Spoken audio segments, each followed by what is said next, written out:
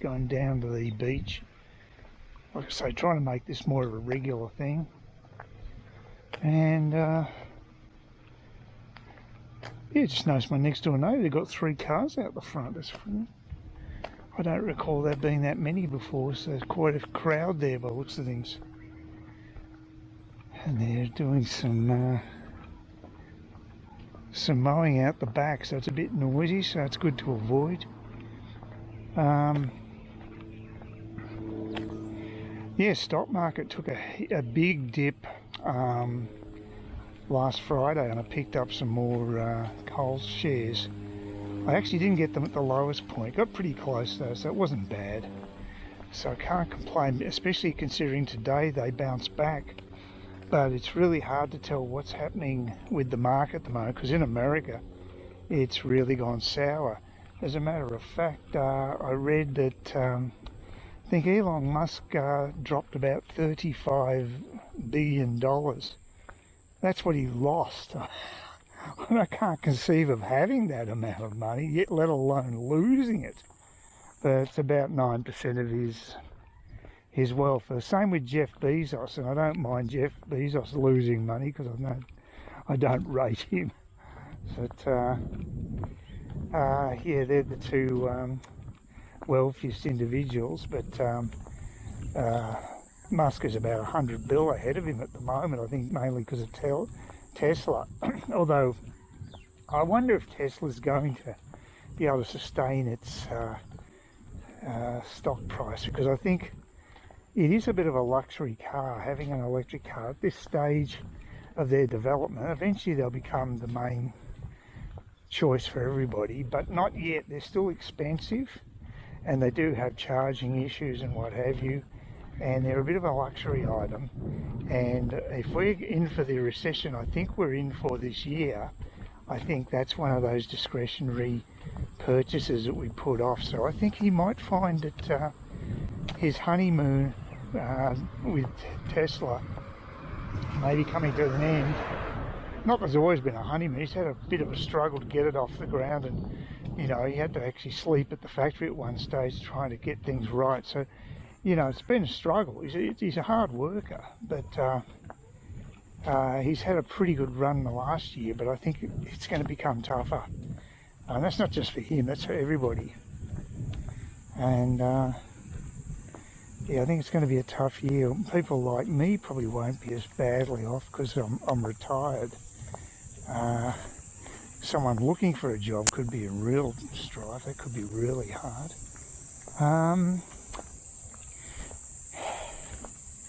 And I don't know, just food costs and everything is going up, and maybe that's why Coles actually rebounded today to some degree, because it could have gone either way today. It could have, the actual market itself is still down, but Coles, as specific shares of Coles, actually went up.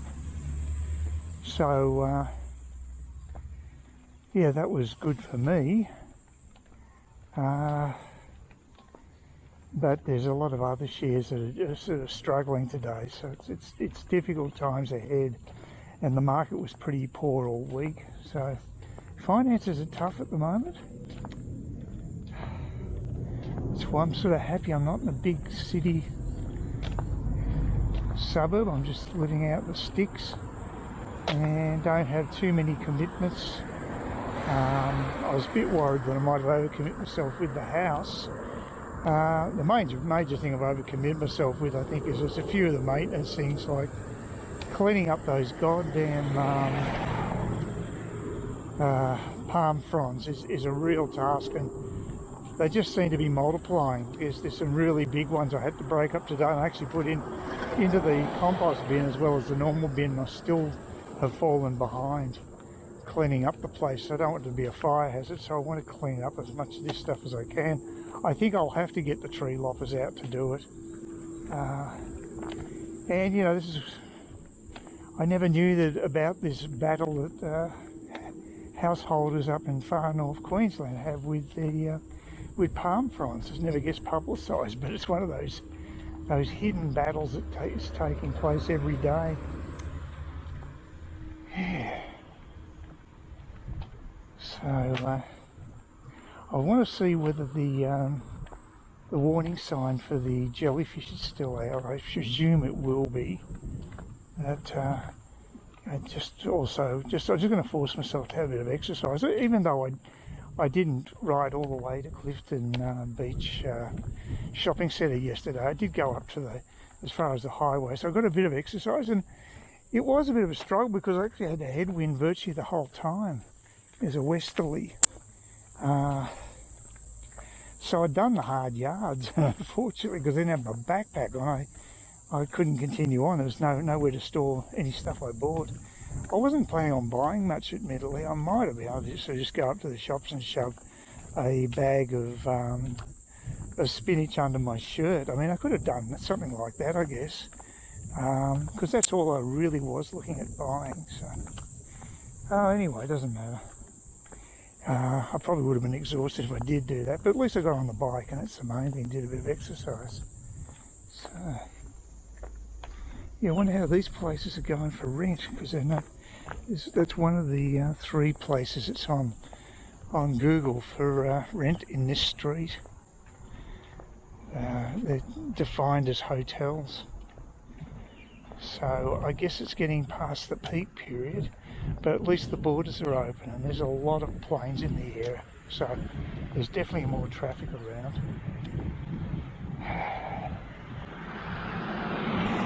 Yeah, it's quiet today. I haven't come across one person so far. It's a bit muggy, and it'll probably just get hotter.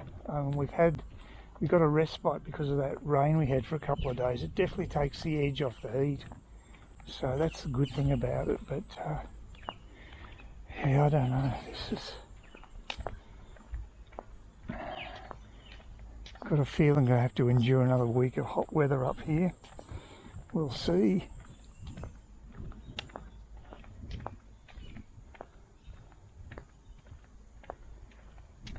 There's some nice houses around here especially.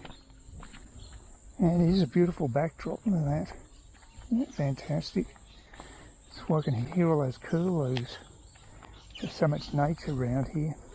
Well, there's no signs here for warning people about stingers, so maybe the conditions have changed, more favourable now, and it's okay. There's a couple of people in there having a swim, so certainly the tide's much stronger today. It's lapping further up against the sand, so that's got nothing to do with it. But yeah, it looks like people are allowed to swim again. At least they weren't stopping them; they're just boarding them. Considering 7 people gone to hospital, I think it's a fair warning. You wouldn't want to be risking getting a jellyfish sting. I mean, these nets just don't protect you from them. So it's an interesting tactic that the Democrats are using over in the States at the moment. Basically, it's self-praise. It seems to be the tactic they're using to get the publicity, to get the popularity up. Someone like Biden. He had a press conference just telling people all the wonderful achievements he'd had in an incoherent manner, of course, because he is Joe Biden after all. But what I found interesting, it wasn't just him who was bragging about his wonderful achievements, which there really aren't any when you look at it. Scratch below the surface, there's really nothing to see. The other person doing it is actually Nancy Pelosi. And she was talking about the wonderful team that she had behind her, who are incredibly smart intellectually. So these are people like AOC, also had incredible integrity. I mean, seriously, you'd have to bite your lip, really. If this is the best they can come up with, and of course in the past it's been Russian collusion, and playing the racism card. Those have been the tactics they've used in the past. Now they're just going to tell us how wonderful they are, and we're supposed to believe it. although the opinion polls don't seem to be moving in the direction they want. They're going the direction I predicted, which is down, down, down. And they're lumbered with Biden, and they're going to be stuffed. Unless the guy croaks. Well, if he croaks, then you've got Kamala. So there's no way out, really. And she is just, she's a psycho. I don't know how. It's no wonder that she's less popular than Biden. She's just got a malevolent air to her. Just crazy and nasty. So not a good combination, I don't think. But again, there's not that many politicians I'd be giving a tick to as far as their character is concerned. There's very few. I'd be,